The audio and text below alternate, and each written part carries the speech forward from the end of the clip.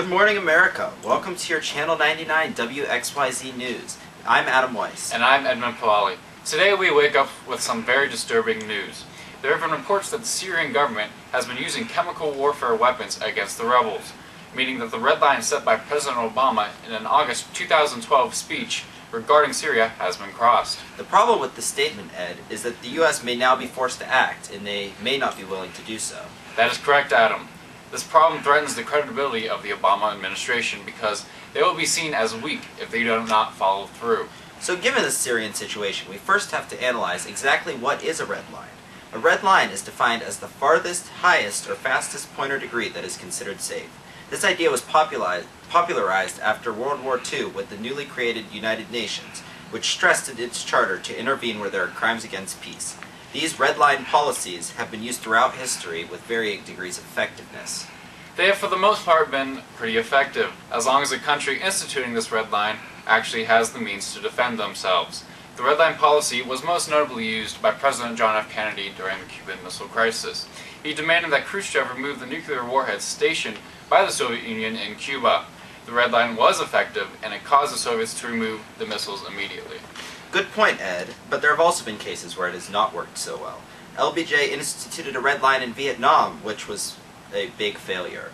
The red line was that the U.S. would not allow the invasion of South Vietnam, which would allow it to fall to communism.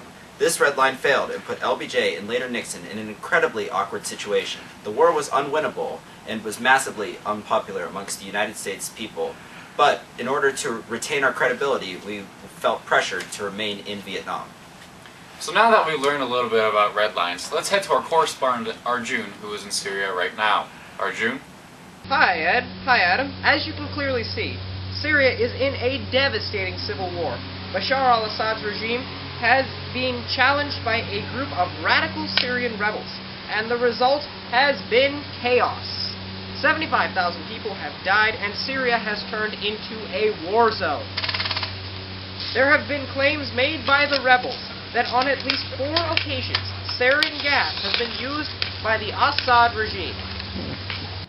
Wow, that is something. But the real question is, about Syria, what is the right way for President Obama to go about this situation?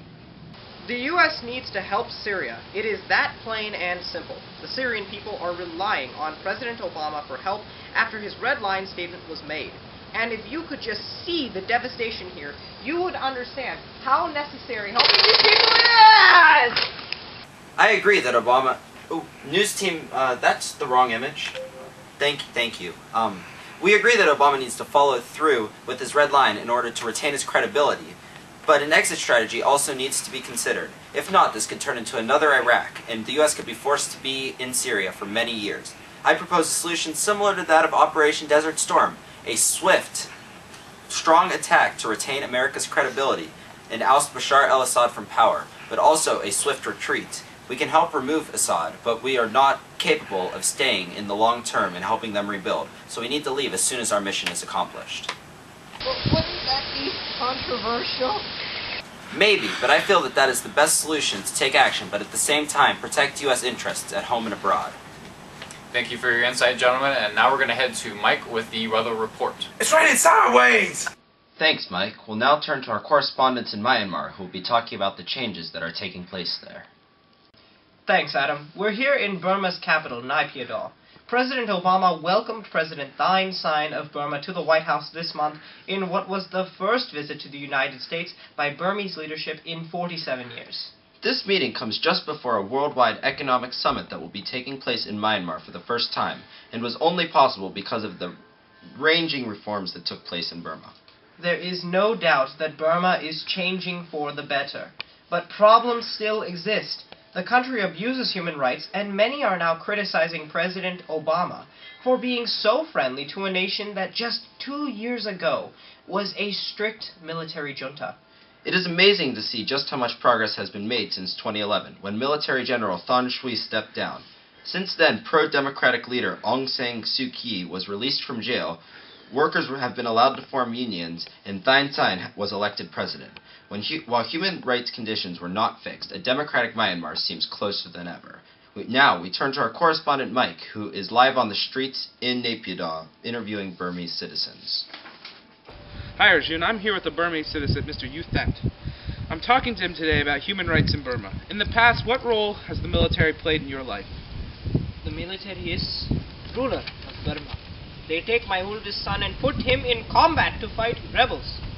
I had no power to say nothing, no choice. But at least he okay now. But wife? Military take my wife from me. I know, stupid. I know what those men do with her.